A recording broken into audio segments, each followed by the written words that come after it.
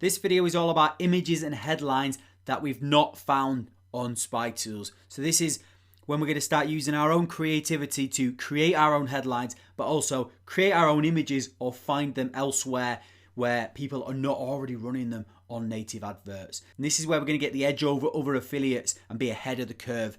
So there's lots of different places. We'll start with images. There's lots of different places that you can find images from. So let's say, for instance, just for this example, we are going to do the Tinnitus product, and we've ripped some images from the SpyTools. Now we want to find some of our own. There's a few little tips and tricks of finding them and creating them that I'm going to go through now. So first of all, the main place where most people would go is go to Google. You can do, and I still do this. So if you're doing a product about tinnitus, then most people might come to Google and type in tinnitus and then see what images pop up. Let's just have a look what pops up. And this might give you some ideas of images that might work. And when we're doing our images for native ads, what seems to work best is amateur style images. So you don't really want to be choosing like stock looking images. So this looks a little bit too professional, looks a bit like an advert image. So you wouldn't go for them. You want to find stuff that looks less polished, more amateur. And you can kind of have a look down here. But what you really need to start doing, you won't really find great images just by searching the thing. You need to start thinking of different angles, like I mentioned earlier, or just thinking outside the box. So if you're thinking of a tinnitus thing, you kind of want to be implying with your angle that there's some kind of solution to tinnitus, which is like a DIY solution. That's what seems to be the angle here. So I'd think about whatever angle I've decided to go for, and then try and find images like that. So people putting bottles in ears seems okay, but we want to go a little bit away from that. So it might be something like, it might be like tape on ears.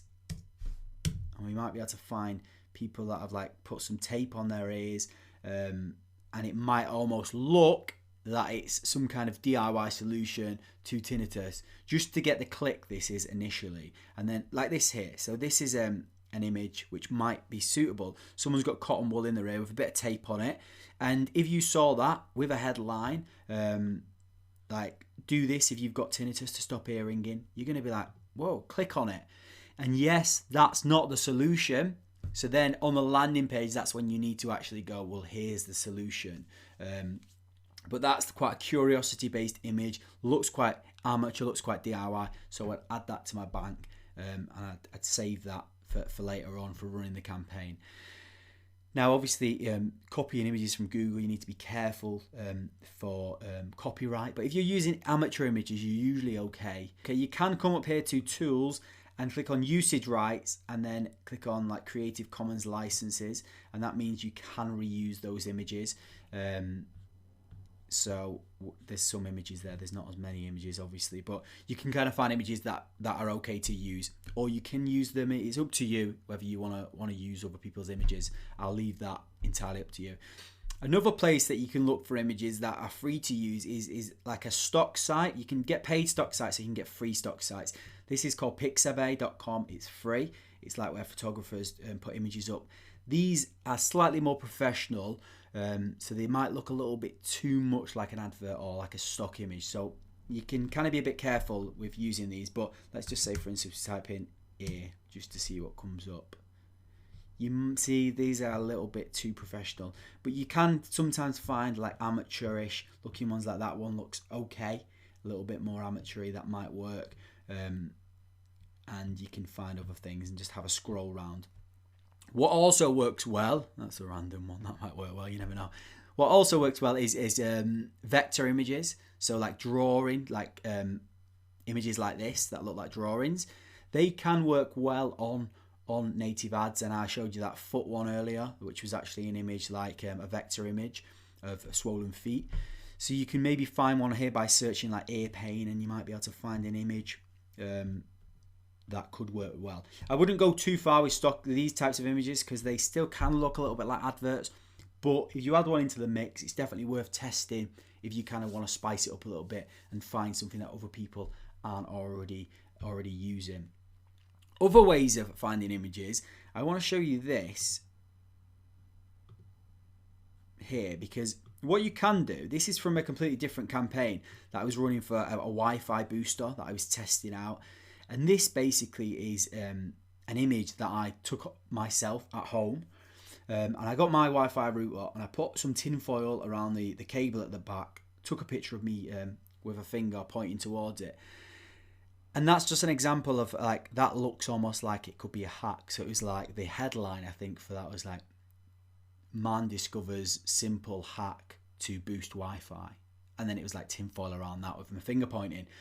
And then someone sees that, they're like, what is it? And they click on it, and the hack is actually that I'm using a Wi-Fi booster. But that gets the initial click of the right person to actually click on the advert and actually read your landing page. So it is good if you can kind of create the images yourself. If you're doing like e-commerce products on native ads, it's good to get the product yourself and actually take pictures of it yourself. If you can do that and kind of make them look more amateur just on your phone, works really well. Another little way of doing it as well, which I just want to show you this is quite funny.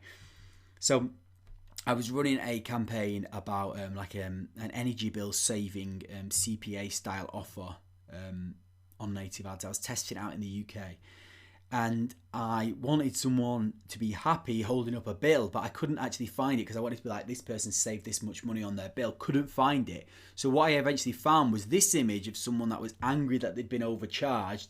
And then I used FaceApp on my phone, just like a random app on the phone, which you can get for free. And then turned it into a smile, the woman smiling. So that worked. So what I'm trying to show you is that you can be a bit creative with it, and you can kind of edit the images yourself if you know Photoshop skills, or even go into Canva, and you might want to change a few things or add some things in. Sometimes I added a pencil pointing to something once on an image. That works quite well.